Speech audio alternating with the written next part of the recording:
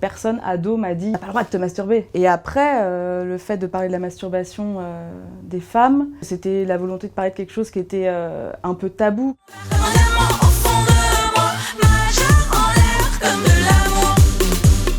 Diamant, tu es éternel, le temps passe, tu restes belle. Mais attends, allonge-toi, je veux lâcher, aime-toi. Quand t'es au collège ou au lycée, même, il y a... Enfin, en tout cas, moi, c'était le cas, je pense que c'est encore le cas. Quand t'as un rapport à ta sexualité et que t'es une femme, ok, tu peux être une pute. Enfin, tu vois, rapidement, il y a des gros mots qui sortent comme ça. Et je me suis rendu compte aussi que j'avais pas de référent, en fait, dans la culture pop notamment, enfin, tu vois, dans la musique ou dans les films. Enfin, tu vois, dans les teen movies, combien de branlettes on a vu et pourquoi on voit jamais une fille aller dans sa chambre et se faire surprendre par... l'idée du clip commence par ça, c'est ce constat de pourquoi est-ce qu'il n'y a pas de filles qui se font surprendre en train de se toucher et pourquoi on le voit dans tous les teen movies, il y a 1 milliard de gags autour de ça.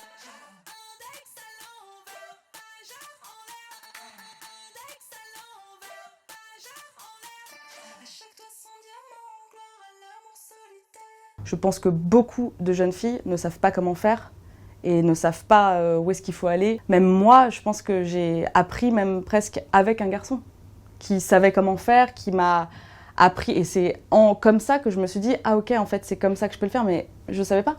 On commence à savoir ce que c'est qu'un clitoris, on commence à savoir un petit peu ce que ça veut dire, comment ça fonctionne, etc. Mais des choses qu'on ne sait pas, parce qu'on n'en parle pas, parce que c'est, encore une fois, pas dans la pop culture, parce que voilà.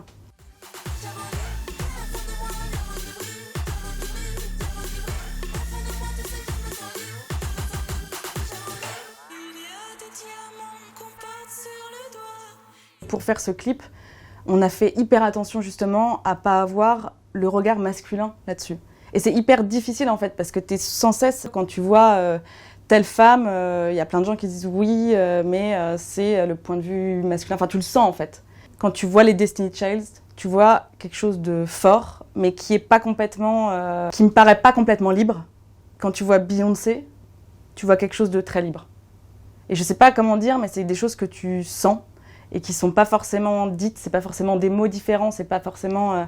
mais tu sens qu'il y a quelque chose qui se passe qui est de l'ordre de la force.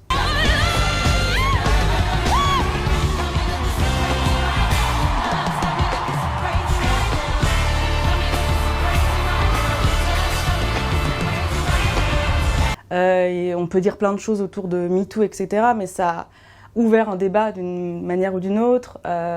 Dans les séries Netflix, dans Girls, dans 1 milliard de... Ouais, voilà, ça fait quelques années qu'il y a quelque chose qui se passe, il y a une parole qui se prend. Je pense qu'on se sent un peu plus libre d'en parler. Enfin, en tout cas, les personnes qui ont les armes pour en parler se gênent pas pour le faire. Donc c'est clairement une évolution et c'est ce qui fait que, enfin, en espérant, dans quelques années, il y ait quelque chose de beaucoup plus normal et autour de ça, quoi.